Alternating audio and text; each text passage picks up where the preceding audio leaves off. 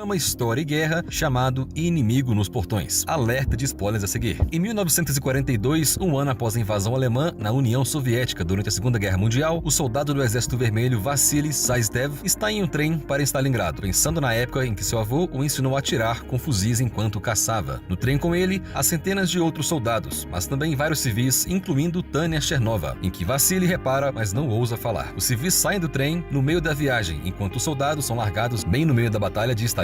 Eles precisam embarcar em um barco para chegarem às linhas de frente, e o inimigo aproveita para lançar bombas e abrir fogo assim que os veem. Muitos soldados caem, e quando veem isso, outros pulam na água tentando escapar, mas acabam baleados por seus próprios superiores por desertarem. Ao chegarem às docas, apenas um em cada 2 soldados recebe um fuzil, enquanto o outro recebe balas e instruções para seguir o soldado com a arma. O grupo é forçado a entrar em uma batalha suicida que os alemães facilmente dominam, e Vassili, a quem foram dadas balas, sobrevive se deitando no chão e fingindo estar morto. Mais uma vez, os soldados que tentam escapar são fuzilados por seu próprio lado, por serem considerados covardes e traidores. Logo, a área fica coberta de corpos, sem ninguém vivo à vista. Até que depois de algum tempo, um carro tenta atravessar o campo. Um projétil de tanque bate nele e o derruba. Lá de dentro sai o comissário Danilov, que corre para se esconder dentro de uma fonte, fingindo ser outro corpo na pilha e milagrosamente não sendo morto, quando um grupo de alemães passa e atira nos corpos para garantir que não há sobreviventes. Então Danilov pega uma espingarda de um dos corpos e tenta atirar em alguns soldados, que ele pode ver em um prédio próximo, mas a arma está sem munição. Naquele momento, Danilov descobre que não é realmente o único vivo na fonte. Vassili também estava lá, escondido. Ele pede seu rifle para que ele possa carregá-lo com as balas que lhe foram dadas quando ele chegou. Vassili também lhe diz que ele deve esperar uma explosão para que eles não sejam descobertos, mas como Danilov é um comissário político, sua experiência com armas é limitada. Então ele deixa Vassili ficar com o fuzil. Quando chega outro carro com soldados, Vassili se move atrás de um buraco na parede da fonte e assim que ele ouve uma explosão, começa a atirar na cabeça de cada um dos alemães com absoluta eficiência. Mais tarde, depois de resgatados e levados de volta ao quartel-general, Danilov imprime uma série de panfletos detalhando a façanha heróica de Vassili. Muitos dias depois, o Chairman Nikita Khrushchev chega a Stalingrado para coordenar a defesa da cidade, já que Stalingrado é um símbolo de poder de Stalin e eles não podem se dar ao luxo de perdê-la. Furioso após ouvir sobre mais uma derrota, ele exige ideias de seus subordinados sobre como resolver a situação, mas a maioria dos soldados apenas repete as mesmas táticas ineficazes que vem usando há anos. Danilov, no entanto, propõe algo diferente. Ele pensa que, ao invés de punição, eles devem dar esperança ao povo. Eles devem criar um herói e inspirar as pessoas, para que elas queiram proteger a pátria. E ele tem o herói perfeito para esse trabalho. A ideia de Danilov é aprovada, e ele é promovido a tenente sênior. O rosto de Vassili aparece agora no jornal, sendo apresentado como um exemplo a ser seguido. Ele também foi promovido à divisão de atiradores furtivos. A partir de então, Vassili se torna o rosto do exército russo, um herói nacional e ícone da propaganda. Suas façanhas aparecem em todas as edições do Jornal do Exército, além de panfletos que cobrem todas as paredes do país. Um dia, durante uma de suas missões, Vassili e sua equipe são encontrados por um jovem chamado Sasha Filipov, que admira Vassili. Ele o convida para sua humilde casa, onde sua mãe, Sra. Filipov, prepara um jantar a ele como agradecimento pelo que ele fez pela sua terra natal. Logo depois que eles chegam lá, Danilov também chega trazendo cartas de fãs de Vassili de todo o país. Para acompanhar o plano de esperança e propaganda, Danilov o faz responder a todas elas, embora seja ele quem diz a Vassili o que escrever, especialmente porque ele tem que ajudá-lo com a ortografia. Em seguida, mais uma pessoa chega ao local. É Tania, a menina do trem, que é como uma irmã para Sasha e se tornou soldada na milícia local. Ela é fluente em alemão porque estudou a língua na universidade. Danilov quer recrutá-la porque eles precisam de mais soldados que entendam o alemão, mas Tania prefere ficar em sua cidade e lutar, especialmente porque as milícias locais têm poucos homens. Mas Tania muda de ideia quando Danilov explica o quanto ela poderia ajudar, descodificando a informação de Geram e que ele enviará uma dúzia de soldados em troca de cada pessoa que fale alemão. Enquanto isso, o exército alemão começa a sofrer com a barreira que Vassili e sua equipe de franco-atiradores fizeram. Então eles convocam o major alemão Erwin König, um renomado atirador e chefe da escola de franco-atiradores do exército alemão em Zossen. Ele está encarregado de matar Vassili e König prepara um plano para fazer Vassili vir até ele. Algumas horas depois, Vassili é acordado de uma soneca por sua equipe porque há alguns problemas dentro de uma loja de departamento. Vassili atira em uma sombra na janela e um capacete cai, acreditando que eles atingiram seu alvo. Ele leva Ludmila com ele para encontrar o corpo, mas o companheiro que eles deixaram para trás é baleado assim que eles se vão. A dupla entra na loja e se esgueira até chegar à janela, mas acabam descobrindo que a sombra que haviam visto era um manequim posado para que parecesse um atirador. Isso é obviamente uma armadilha, e quando Vassili encontra uma ponta de cigarro no chão, ele percebe que seu inimigo ainda está ali os observando. Ele acha que eles devem ir com calma e ficar escondidos até que pensem em um plano adequado para escapar, mas quando os aviões começam a chegar e bombardear a área, Ludmila se assusta e foge, dando a Koenig a chance perfeita de atirar nela. Mas nesse momento, Vasily escapa antes que Koenig possa fazer o mesmo com ele. Koenig retorna ao esconderijo onde está hospedado e faz com que seus sapatos sejam limpos por Sasha, que finge ser um espectador inocente, mas está passando informações de Vasily em troca de comida para que o Major confie nele e compartilhe informações sobre seu paradeiro. Quando o Exército Vermelho descobre que os alemães estão usando Koenig na missão, eles trazem um ex-aluno seu, Kolikov, para ensinar a Vasily como Koenig pensa em ajudar a matá-lo. Mas antes de retornar ao campo de batalha, Vasily deve comparecer a uma festa especial em sua homenagem. Depois de cumprimentar Tanya, ele é arrastado por Khrushchev para falar com os jornalistas, responder perguntas, tirar fotos e ver uma pintura gigante de Stalin. Por quê? Segundo Khrushchev, ele está sempre observando e zelando pelo seu país. Ver aquele quadro faz Vasily pensar novamente no dia em que seu avô o ensinou a atirar, mas ele falhou em seu primeiro tiro e isso permitiu que o lobo chegasse ao cavalo deles e o comesse. Alguns dias depois, Vasily Kolikov e outro membro da equipe de atiradores, Volodya, entram num prédio abandonado, onde lhes foi dito que eles poderiam encontrar Koenig. Enquanto eles se esgueiram o mais cuidadosamente possível, encontraram um corpo em posição de tiro, colocado ali uma última armadilha, o que significa que eles estão no caminho certo. Depois de atravessar uma área aberta e felizmente evitando todas as balas do inimigo, eles conseguem atirar em 2 homens antes da hora do jantar. Nesse momento, Volodya deixa seus parceiros por um momento para pegar a sopa que ele estava aquecendo em outra sala, mas é capturado no caminho. Koenig e sua equipe tentam fazê-lo confessar onde Vasily está escondido, mas como Volodya não quer falar, eles o vestem como se fosse um deles e o enviam para uma missão. Sem saber quem ele realmente é, Kolikov imediatamente o mata, revelando sua localização de propósito para que quando ele colocar seu capacete na janela, o inimigo atire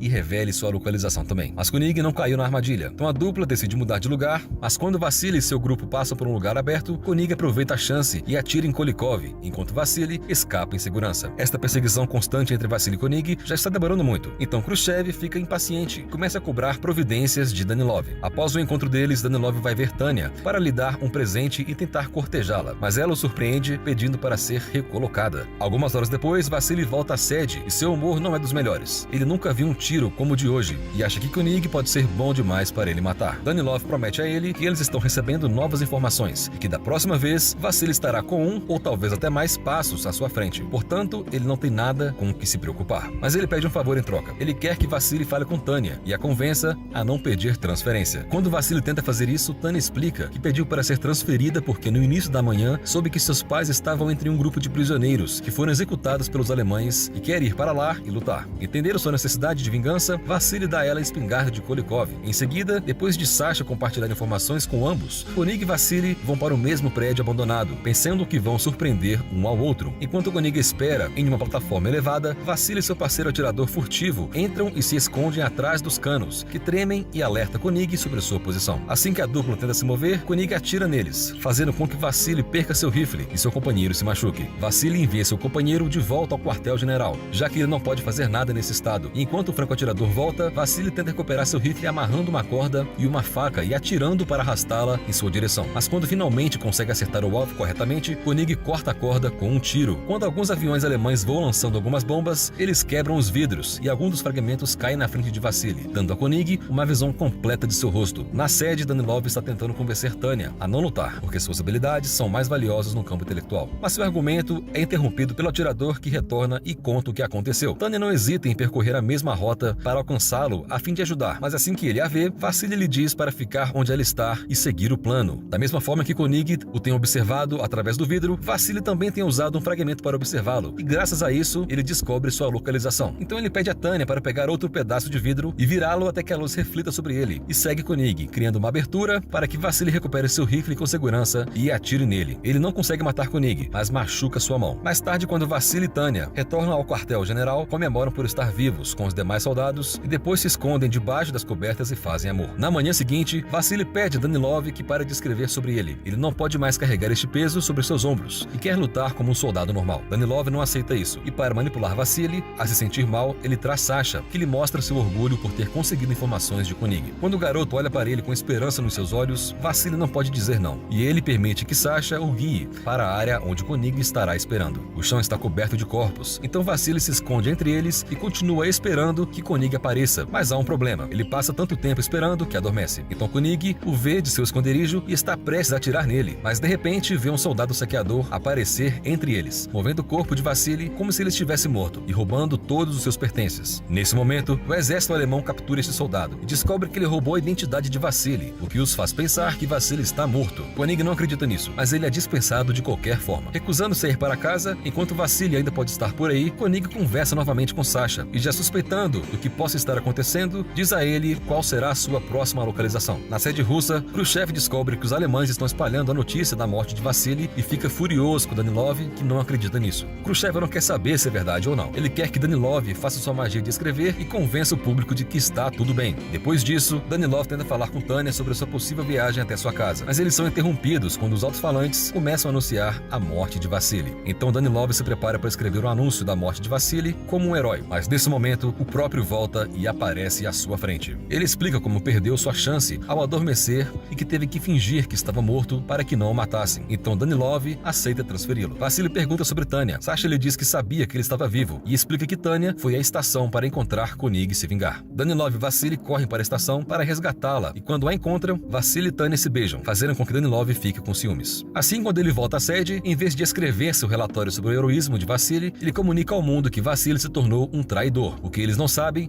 é que Koenig os viu na estação e agora sabe com certeza que Sasha tem passado a informação. Então ele captura o garoto e o pendura num poste para chamar a atenção de Vassili. Mas quem quase cai na armadilha ao ver o corpo é Tanya. Ela só não vai atrás de Koenig porque Vassili a detém, dizendo que é isso que ele quer. Então eles concordam em seguir um plano. Enquanto Vassili vai atrás dele, Tanya pede um favor a Danilov e juntos vão ver Sra. Filipov para tirá-la do país com um passe especial que Danilov conseguiu para ela. A Sra. Filipov não quer sair sem Sasha, mas para não deixá-la chateada, em vez de dizer que Sasha morreu, ele lhe diz que ele se juntou aos alemães. A Sra. Filipov não o culpa, porque isso significa que ele está seguro, e então ela decide partir com eles. No caminho para o barco, uma bomba explode perto deles, ferindo Tanya. Danilov pensa que ela morreu e parte, mas a Sra. Filipov não desiste e convence o médico a deixar Tanya embarcar com ela, mostrando seu passe especial e dizendo que Tanya é sua filha. Enquanto isso, Vassili e Koenig estão no impasse em seus respectivos esconderijos, sem saberem a localização um do outro. Danilov aparece de repente ao lado de Vassili, e agora que pensa que Tanya está morta, ele acredita que não tem mais nada para viver e que não vale a pena salvar a humanidade. Como forma de compensar as mentiras que ele inventou sobre Vassili, ele se sacrifica e sai do esconderijo para que Koenig possa atirar nele e revelar sua localização. Vassili fica em choque, mas não reage imediatamente. Então agora Koenig pensa que ele matou Vassili e sai para checar o corpo. Vassili está esperando por ele no meio do caminho, e assim que ele aponta seu rifle para ele, Koenig tira seu chapéu e aceita seu destino. Depois de matá-lo, Vassili pega seu rifle e o deixa junto com o corpo de Danilov. 2 meses depois